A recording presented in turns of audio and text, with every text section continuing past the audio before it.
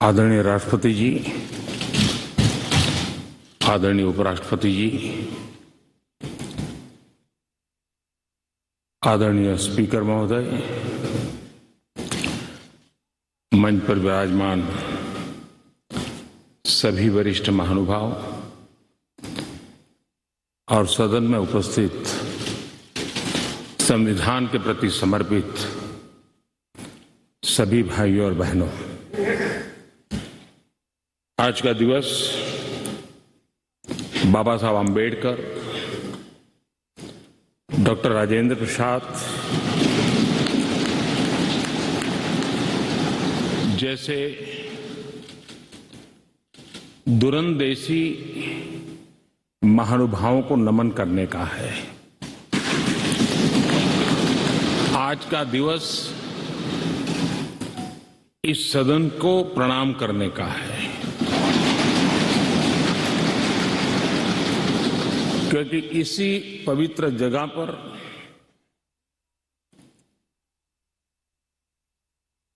महीनों तक भारत के विद्वज्जनों ने, एक्टिविस्टों ने देश के उज्जवल भविष्य के लिए व्यवस्थाओं को निर्धारित करने के लिए मंथन किया था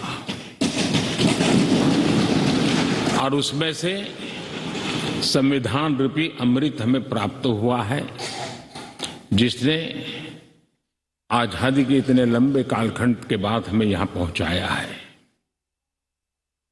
आज पूज्य बापू को भी नमन करना है।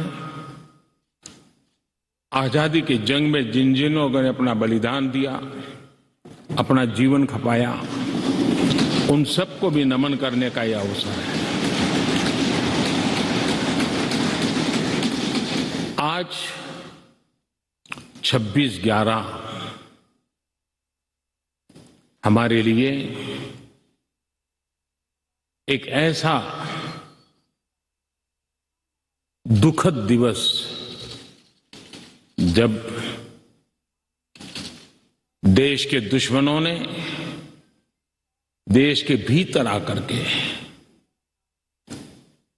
मुंबई में ऐसी आतंकवादी घटना को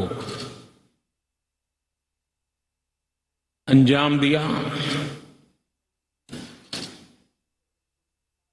भारत के संविधान में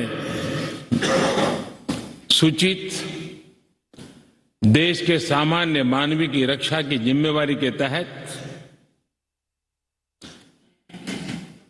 अनेक हमारे वीर जवानों ने उन आतंकवादियों से लोहा लेते लेते अपने आप को समर्पित कर दिया, सर्वोच्च बलिदान दिया। मैं आज 26/11 को उन सभी बलिदानियों को भी आदरपूर्वक नमन करता हूं।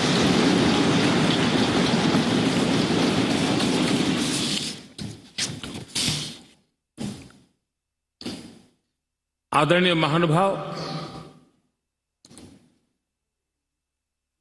कभी हम सोचें कि आज अगर हमें संविधान निर्माण करने की नौबत होती तो क्या होता। आजादी के आंदोलन की छाया, देशभक्ति का ज्वाला, भारत विभाजन की विभीषिका, इन सब के बावजूद भी देश हित सुप्रीम हरेक के हृदय में यही एक मंत्र था। विविधताओं से भरा हुआ देश, अनेक भाषाएं, अनेक बोलियां, अनेक पंथ, अनेक राजे रजवाड़े, इन सब के बावजूद भी संविधान के माध्यम से पूरे देश को एक बंधन में बांध करके आगे बढ़ाने की योजना बनाना, आज के संदर्भ में देखें तो पता नहीं संविधान का एक पेज भी हम पूरा कर पाते क्योंकि नेशन फर्स्ट कालक्रम से राजनीति ने उस पर इतना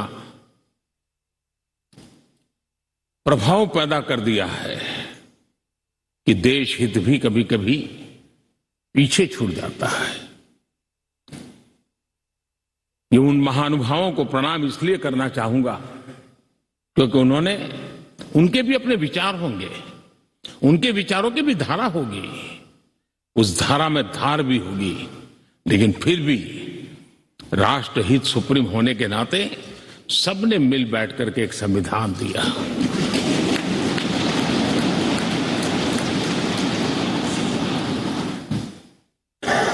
साथियों, हमारा संविधान ये सिर्फ अनेक धाराओं का संग्रह नहीं है। हमारा संविधान सहस्त्रों वर्ष की भारत की महान परंपरा, अखंड धारा, उस धारा की आधुनिक अभिव्यक्ति है।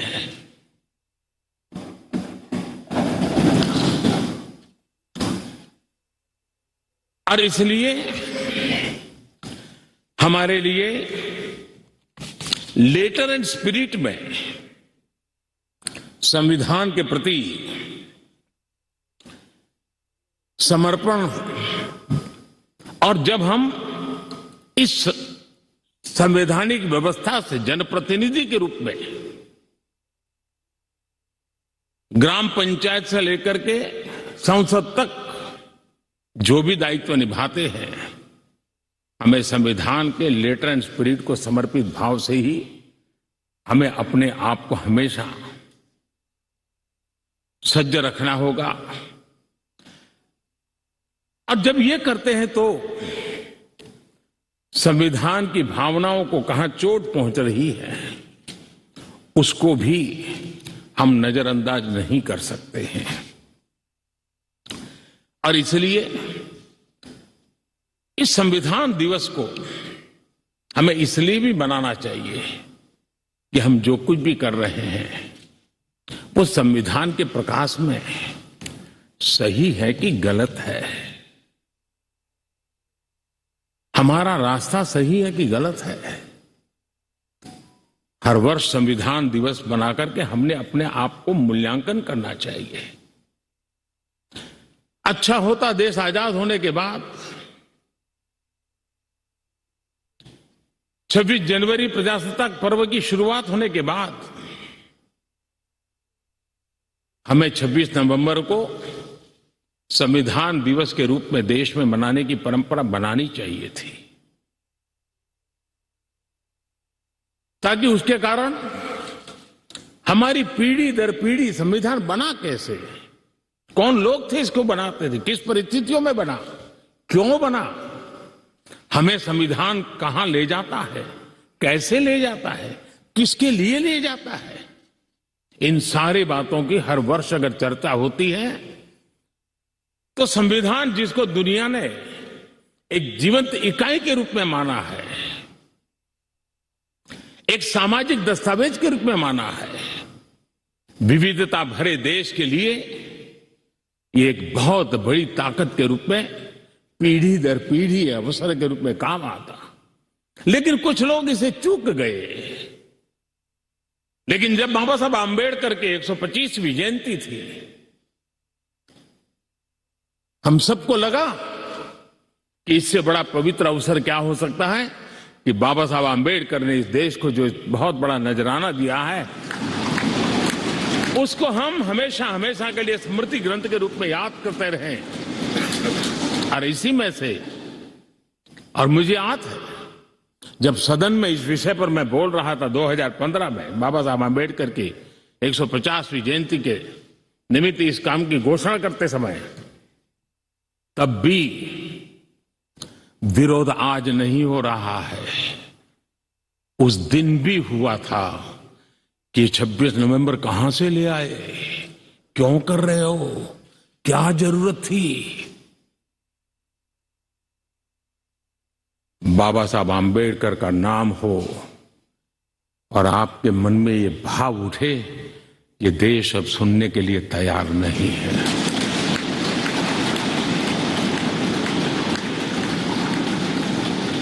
और आज अब भी बड़ा दिल रख करके खुले मन से बाबा साहब आम्बेडकर जैसे मनीषियों ने देश को जो दिया है, इसका पुण्य स्मरण करने की तैयारी ना होना, ये भी एक चिंता का विषय है। साथियों, भारत एक संवैधानिक लोकतांत्रिक परंपरा है। राजनीतिक दलों का अपना एक अहम महत्व है और राजनीतिक दल भी हमारी संविधान की भावनाओं को जन जन तक पहुंचाने का एक प्रमुख माध्यम है। लेकिन संविधान की भावना को भी चोट पहुंची है। संविधान के एक एक धारा को भी चोट पहुंची है जब राजनीतिक दल अपने आप में अपना लोकतांत्रिक कैरेक्टर खो देते हैं। जो दल स्वयं लोकतांत्रिक कैरेक्टर खो चुके हो, वो लोकतंत्र की रक्षा कैसे कर सकते हैं?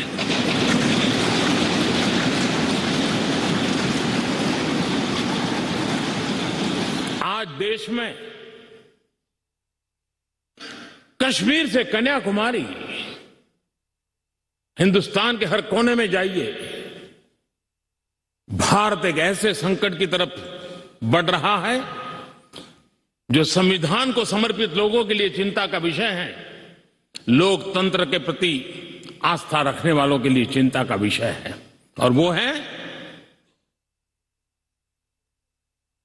पारिवारिक पार्टियां।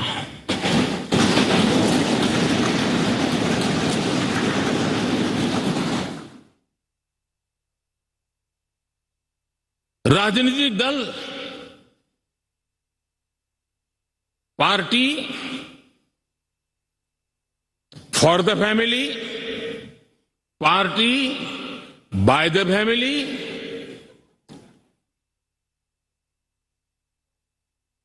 अब आगे कहने की जरूरत मुझे नहीं लगती है।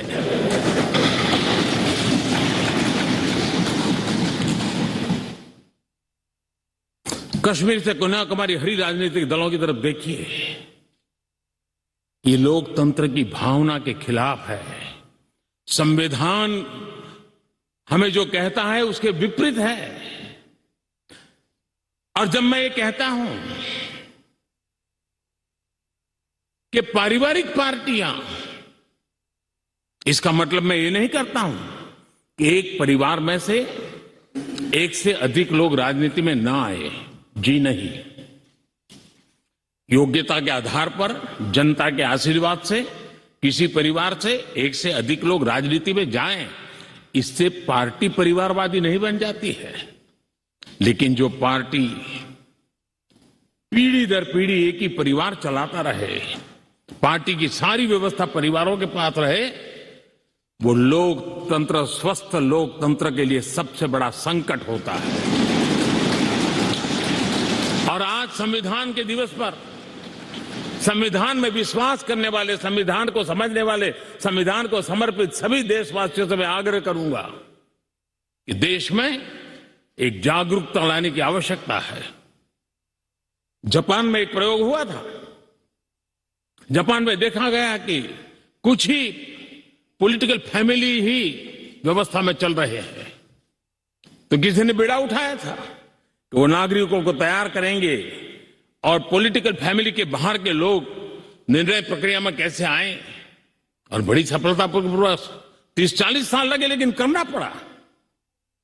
लोकतंत्र को समृद्ध करने के लिए हमें भी हमारे देश में ऐसी चीजों की ओर जाने की आवश्यकता है, चिंता करने की आवश्यकता है, देशवासियों को जगाने की आवश्यकता है। उसी प्रकार से हमारे यहां भ्रष्टाचार, क्या हमारा संविधान भ्रष्टाचार को अनुमति देता है? कानून है, नियम है, सब है, लेकिन चिंता तब होती है कि जब न्यायपालिका ने स्वयं ने किसी को अगर भ्रष्टाचार के लिए घोषित कर दिया हो, भ्रष्टाचार के लिए सजा हो चुकी हो, लेकिन राजनीतिक स्वार्थ के कारण उसका भी महिमा मंडन चलता रहे, भ्रष्टाचार को नजरअंदाज करके सिद्ध हुई हकीकतों के बावजूद भी जब राजनीतिक लाभ के लिए सारी मर्यादाओं को तोड़कर, लोक लाज को तोड़ करके उनके साथ बैठना उठना शुरू हो जाता है, तो देश के नौजवान के मन में लगता है कि अगर इस प्रकार से राजनीति के क्षेत्र में नेतृत्व करने वाले लोग भ्रष्टाचार में डूबे हुए लोगों की प्राण प्रतिष्ठा कर रहे हैं, मतलब उनको भी वो रास्ता मिल जाता है कि भ्रष्टाचार के रास्ते पर चलना बुरा नहीं है। 2-4 साल के बाद लोग स्वीकार कर लेते हैं कि हमें ऐसी समाज व्यवस्था खड़ी करनी है। क्या समाज के अंदर भ्रष्टाचार के कारण कोई अगर गुना सिद्ध हो चुका है तो उसको सुधरने के लिए मौका दिया जाए, लेकिन सार्वजनिक जीवन में प्रतिष्ठा देने की जो स्पर्धा चल पड़ी है, ये मैं समझता हूं अपने आप में नए लोगों को लूटने के रास्तों पर जाने के लिए मजबूर करती है, और इसलिए हमें इससे चिंतित होने की जरूरत है। यह आजादी के 75 साल है, यह अमृत काल है। हमने अब तक आजादी के 75 साल दरमियान देश जिस स्थिति से गुजरा था, अंग्रेज भारत के नागरिकों के अधिकारों को कुचलने पर लगे हुए थे, और उसके कारण हिंदुस्तान के नागरिकों को उसके अधिकार मिले, इसके लिए लड़ना बहुत स्वाभाविक था और जरूरी भी था। महात्मा गांधी समेत हर कोई भारत के नागरिकों को उनके अधिकार मिले, इसलिए वो लड़ते रहे, ये बहुत स्वाभाविक है। लेकिन ये भी सही है कि महात्मा गांधी ने आजादी के आंदोलन में भी अधिकारों के लिए लड़ते लड़ते भी देश को कर्तव्य के लिए तैयार करने के लिए लगातार कोशिश की थी। उन्होंने भारत के नागरिकों में उस बीज को बोने की लगातार कोशिश की थी कि सफाई करो, प्रौढ़ शिक्षा करो, नारी सम्मान करो, नारी गौरव करो, नारी को एम्पावर करो, खादी पहनो, स्वदेशी का विचार, आत्मनिर्भर भारत का विचार, कर्तव्यों की तरफ महात्मा गांधी लगातार देश को तैयार करते रहे। लेकिन आजादी के बाद महात्मा गांधी ने जो कर्तव्य के बीज बोए थे, वो आजादी के बाद वटवृक्ष बन जाने चाहिए थे, लेकिन दुर्भाग्य से शासन व्यवस्था ऐसी बनी कि उसने अधिकार अधिकार अधिकार के ही बातें करके लोगों को एक ऐसी अवस्था में रखा कि हम हैं तो आपके अधिकार पूरे होंगे। अच्छा होता देश आजाद होने के बाद कर्तव्य पर बल दिया गया होता तो अधिकारों की अपने आप रक्षा होती।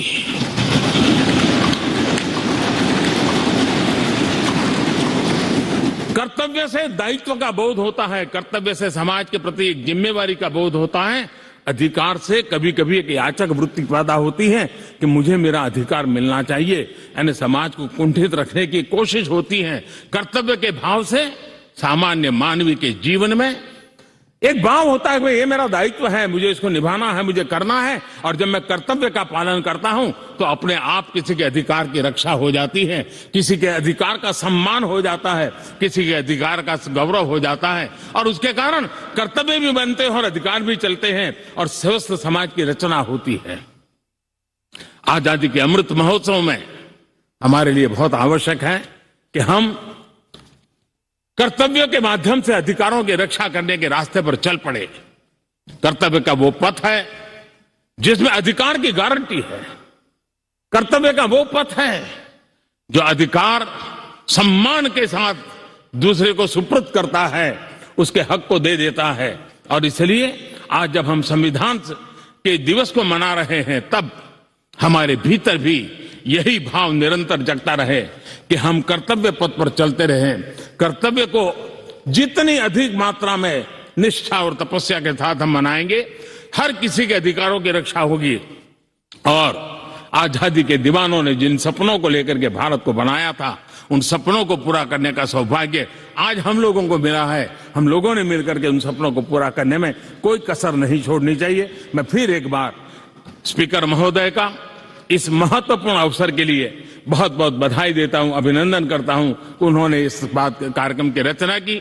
ये कार्यक्रम किसी सरकार का नहीं था, ये कार्यक्रम किसी राजनीतिक दल का नहीं था, ये कार्यक्रम किसी प्रधानमंत्री ने आयोजित नहीं किया गया था।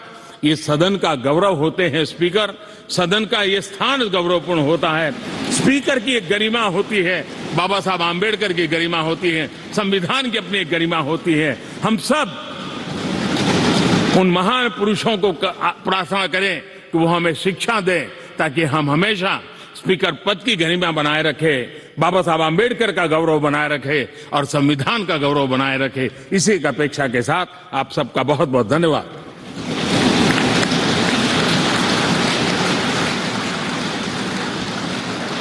धन्यवाद माननीय